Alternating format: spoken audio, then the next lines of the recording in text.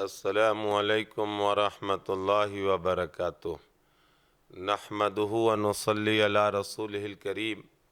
اما بعد فاعوذ باللہ من الشیطان الرجیم، بسم اللہ الرحمن الرحیم۔ ان الذین یکتمون ما انزلنا من البینات والہدی من بعد ما بیناہ للناس فی الکتاب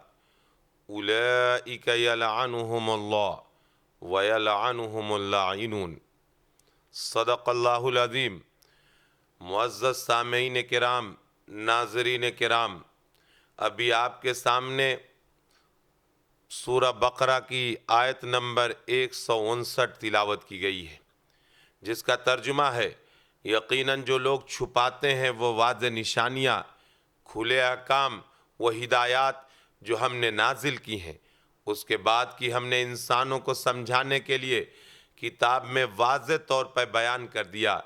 یہی وہ لوگ ہیں جن پر اللہ لعنت کرتا ہے اور لعنت کرنے والے بھی ان پر لعنت کرتے ہیں۔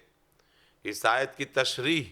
اللہ تعالیٰ قرآن کو تمام انسانوں کے لیے کتاب ہدایت اور الفرقان، حق و باطل بتانے والی کسوٹی بنایا ہے،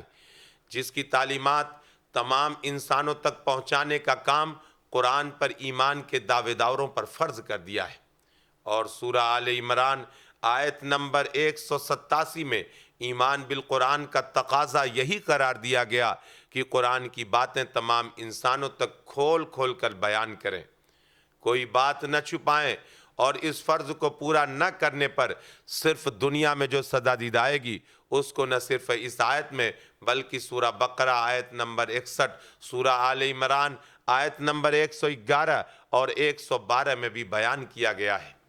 بالخصوص دنیا کے نقصان سے بچنے کے لیے جو لوگ کتاب الہی کی باتیں عوام سے چھپاتے ہیں، وہ دراصل اپنے پیٹ کو آگ سے بھر رہے ہیں، اور حشر کے دن اللہ نہ ان سے بات کرے گا اور نہ ان کا تزکیہ کرے گا، اس لیے کہ ان کے لیے دردناک عذاب ہوگا، فرمایا گیا۔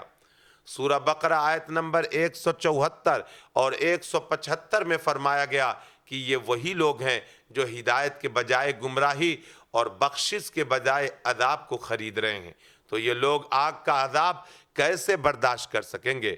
آیت زیر بحث میں اگرچہ کہ علماء یہود کا بگاڑ بیان فرمایا گیا، لیکن در حقیقت یہی وہ جرم ہے جو امت مسلمہ کے علماء بھی اللہ ماشاءاللہ مسلمانوں کو قرآن سمجھ کر پڑھنے سے یہ کہہ کر روک رہے ہیں کہ قرآن عوام کی سمجھ میں نہیں آ سکتا، یہ اللہ کا کلام ہے، جس کو سمجھنے کے لیے کئی علوم سے واقف ہونا ضروری ہے۔ ان کی یہ بات اس لیے قطعی غلط ہے کہ اللہ نے قرآن کو ھدی للعلماء و ھدی للعرب نہیں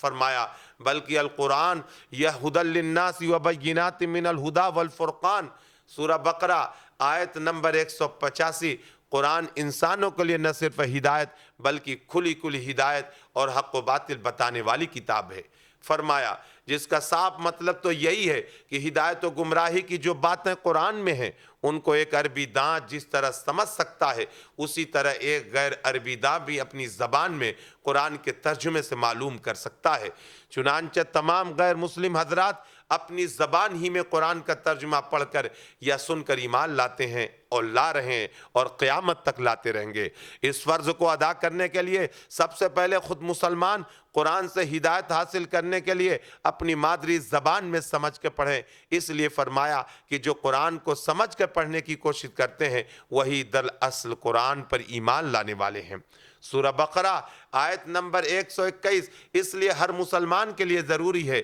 کہ ہدایت کے لیے خود قرآن کو اپنی مادری زبان کے ترجمے سے سمجھ کے پڑھیں تاکہ دوسرے انسانوں تک قرآن کے احکام پہنچا سکیں۔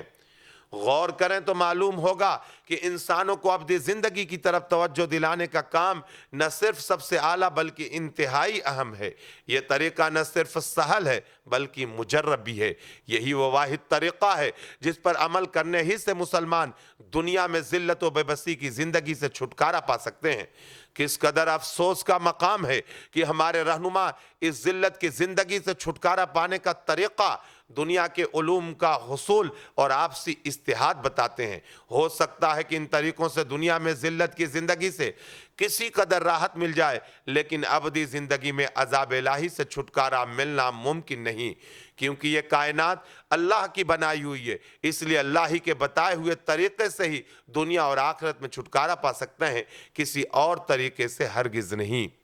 شکریہ۔